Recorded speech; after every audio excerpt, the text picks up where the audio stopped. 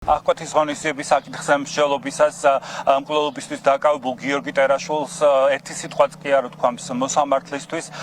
პროკურატურის მასალებიდან კი ირკვევა, რომ მკვლელობას წინ უძღოდა ფიზიკური და სიტყვიერი დაპირისპირება მოკლულსა და მკვლელობისთვის დაკავებულ შორის, რის შემდეგაც ბრალდებული წავიდა სახლში და მის სახელზე რეგისტრირებული სანადირო იარაღი აიღო და უკვე ადგილზე მიბრუნებულმა დამიზნებით ესროლა. ტყვია მოკლულს ყელის არეში მოხვდა, უკვე ამის შემდეგ სიტუაცია გახდა უკონტროლო, როგორც საქმის მასალებიდან ირკვევა. ძალის გამოყენებით სცადეს ადგილზე მყოფმა თვითმხილველებმა იარაღის წართმევა და იქამდე დააკავეს ადგილზე ბრალდებული, სანამ პოლიცია არ მოვიდოდა და დაადებდა მას ბორკილებს. უკვე ამის შემდეგ ის გადაიყვანეს წინასწარი დაკავების ისოლატორში და უკვე დღეს მოსამართლემ მას ახლოთის ღონისძიების სახით პატიმრობა შეუფარდა.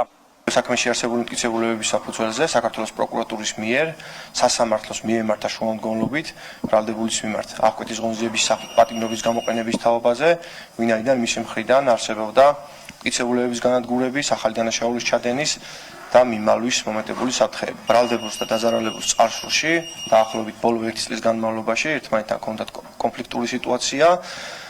მკვლელობის დღესაც მოხდა ეს კონფლიქტი, რომელიც ფიზიკურ დაპირისპირებაში გადაიზარდა მათ შორის, ის შემდეგაც ისინი ადგილზე ყოფმა პირებმა გააშველეს, გაბრაზებული ბრალდებული წავიდა სახლში, აიღო მის სახელზე რეგისტრირებული სანადირო თოფი და შურისძიების მოტივით უკვე დასრულებული კონფლიქტის დროს მეზობლის სახლში მყოფ თავის თანასოფლელს, თანაკლასელს, სწორედ ამ თოფის გამოყენებით მიაყენა სასიკვდილო ჭრილობა. ბრალდებული წარსულში ნასამართლევი არის არაერთხელ, ძალადობრივი დანაშაულების ჩადენაზე არის ნასამართლევი. სასამართლოს განჩინებით ჩემი დაცვის ქვეშ მყოფს ახლოთის ღონისძიების სახით, რა თქმა უნდა, შეეფარდა პატიმრობა, რასაც არ ვეთანხმებით დაცვის მხარე და რასაც გავასაჩივრებთ დადგენილ ვადაში თბილისის სააპელაციო სასამართლოში, დავამატებ, რომ მან გამოიყენა ამ ეტაპისთვის დუმილის უფლება. მკვლელობა გორის მუნიციპალიტეტის სოფელ მეჯვრისხევში 2 დღის წინ მოხდა. მკვლელობის მსხვერპლი 57 წლის ვიტალი ჯორჯიშვილია, რაც შეეხება სასამართლო განხილვებს, ის გრძელდება. მომდევნო სხდომა 4 აგვისტოს არის შენიშნული.